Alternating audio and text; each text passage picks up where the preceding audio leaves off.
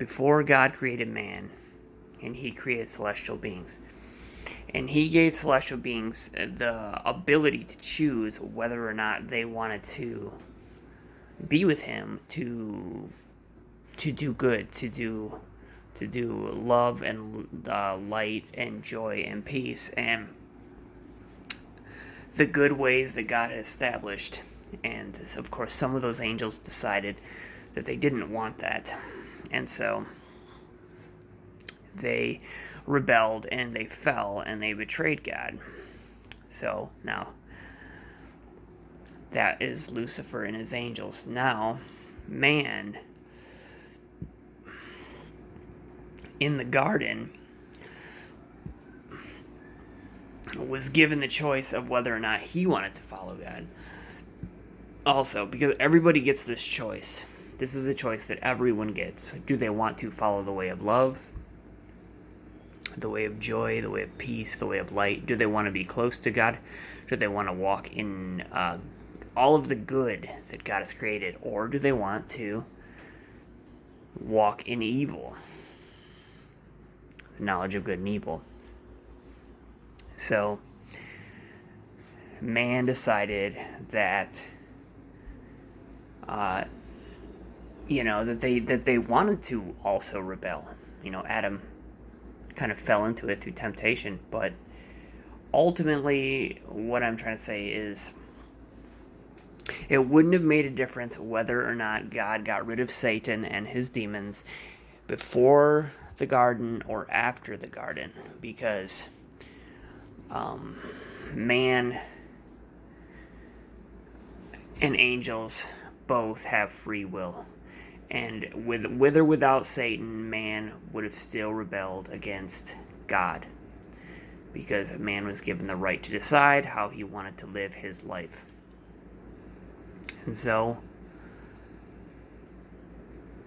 man fell, and Satan and man, who want to walk in evil, who want to walk against all of the light and love and good ways of God, are tying themselves to the same fate that is against God. So, if God would have taken care of Lucifer before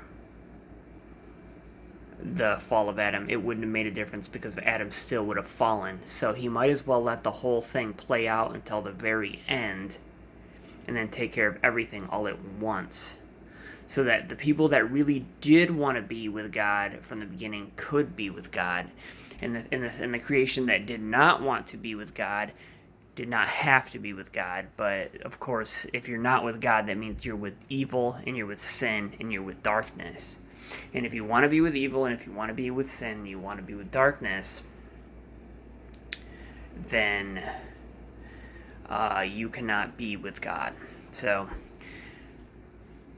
therefore, Adam and Satan, man and Satan, both get the choice. Angels and all spirits get the choice of whether they want to be in love or in fear, in good or in evil. Everybody gets the choice of how they want to live their lives and how they want to, and if they want to be with God or not.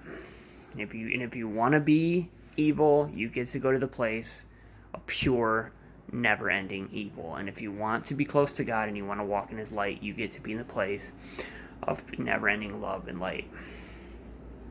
But there's only two choices, and that's just the way it is. It doesn't make a difference if Satan was taken care of before or after, because he was given a free will, and so was man.